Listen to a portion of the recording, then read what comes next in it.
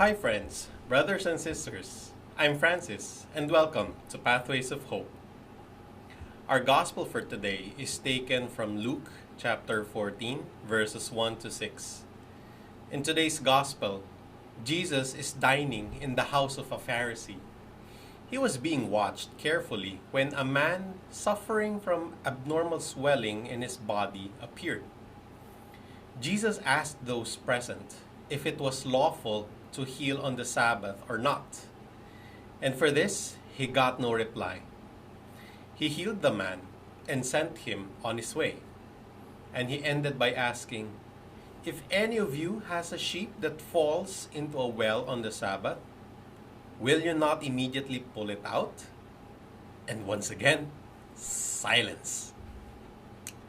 Short passage, but so rich in teachings. Three things struck me. Number one, Jesus dined with Pharisees.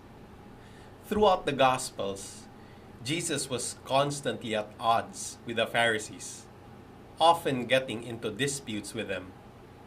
But he dined with them anyway, not to become one of them, but to show them that they are loved despite their differences.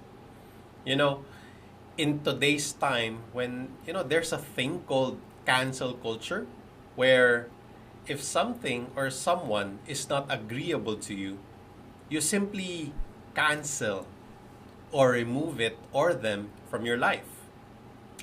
And with all the right sounding reasons, mind you, like protecting your mental health, they're not worth it, or there's something better for you, etc.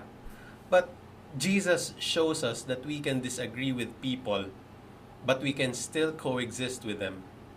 Who knows? Maybe one day, these people will see things from your perspective. Maybe one day, the Holy Spirit will change them and make them better. I will admit, there is someone in my life right now with whom I am not seeing eye to eye due to a massive argument a few weeks back. But this person is family. I cannot and will not remove this person in my life. Despite our present differences, Jesus is in that person.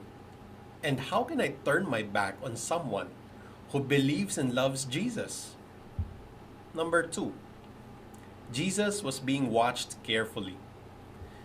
The Pharisees were probably waiting for Jesus to make a mistake, to say something that would go against the law, or maybe say something that might be interpreted as speaking against the Romans. How many of us are experiencing the same thing right now? Being watched carefully and our actions being judged for or against us. I remember a brother from a long time ago saying that he does not want to put any sticker on his car that would tell people that he has a personal relationship with Jesus. Like those decals with the word Jesus, or that fish, or anything, not even a rosary, because he might be judged as a hypocrite or worse if and when he disobeys traffic signs, or maybe he drives horribly. But I encourage you, continue to do good at home, at work, in community, and everywhere else, even if some people are just waiting for you to make mistakes. You never know. You might be inspiring people with your way of life. One person once came up to me and told me, "Bro, don't stop talking, don't stop preaching. I may not always show it, but I learn a lot from you, and you inspire me every time you speak." To this day, I remember that scene every time I feel that my service seems exhausting, boring, routinary, or all three at the same time. Number three, Jesus healed on the Sabbath. Well, you know how it is with the law. The words can be interpreted in so many different ways, such that if you show a portion of the law to three different lawyers, you might get three different interpretations.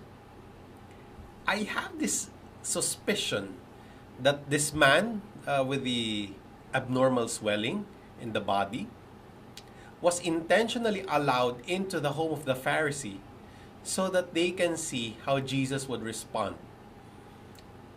Heal him, and Jesus can be accused of working on the Sabbath, which would be against the law.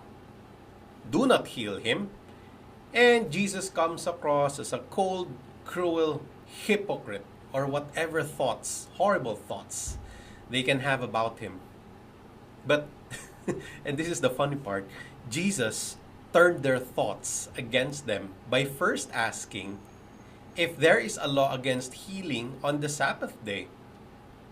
Indeed, after healing the man, he asked with a situation about a man who had a sheep fall into the well, and this was on the Sabbath, and should he help right away or should he delay until after the Sabbath? You can't go right with this one. No? If the Pharisees said, "Do not pull up the sheep," then they come across as cruel and inhuman.